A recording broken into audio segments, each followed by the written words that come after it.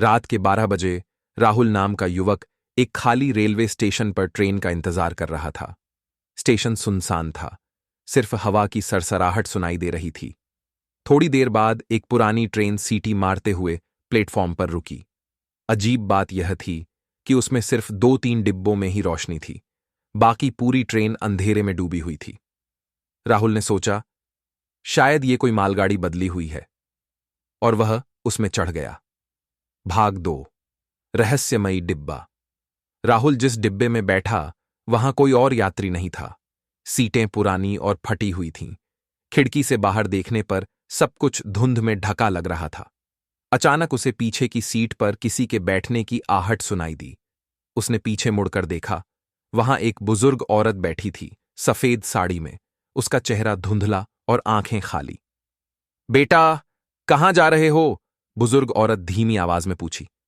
दिल्ली, राहुल डरे हुए उत्तर दिया। ये ट्रेन दिल्ली नहीं जाती, बुजुर्ग औरत ने रहस्यमयी आवाज में कहा। भाग 3, अजीब घटनाएं।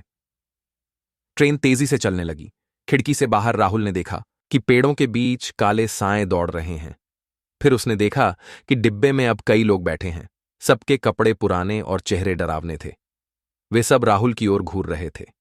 नया मुसाफिर आया है, एक अजनबी आदमी ने हंसते हुए कहा। राहुल का दिल जोर जोर से धड़कने लगा। भाग 4, टिकट चेकर, रहस्यमयी आवाज में कहा गया।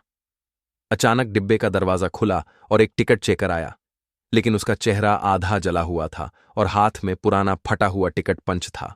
भयानक अंदाज में बताया गया। टिकट दिखाओ, टिकट चेकर ने दांव पर लगा हुआ स्वर में कहा।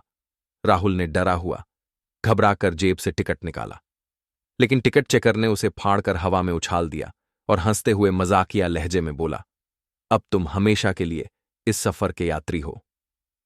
भाग 5, भूतिया सच्चाई प्रकट हुआ। राहुल ने चिल्लाकर दरवाजा खोलने की कोशिश की, लेकिन दरवाजा जाम था। उसकी आवाज में बेचैनी थी।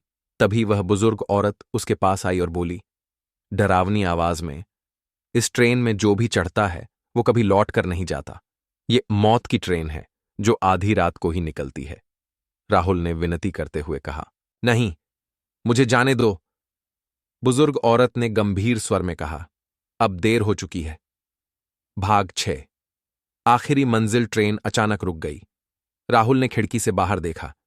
स्टेशन नहीं था, बल्कि चारों तरफ श्मशान दिखाई दे रहा था। डिब्बे के सारे यात्री हड्डियों जैसे दिखाई देने लगे। तेरा सफर यहीं खत्म होता है, सभी यात्री संघर्ष करते हुए बोले। राहुल की चीख ट्रेन की सीटी में दब गई।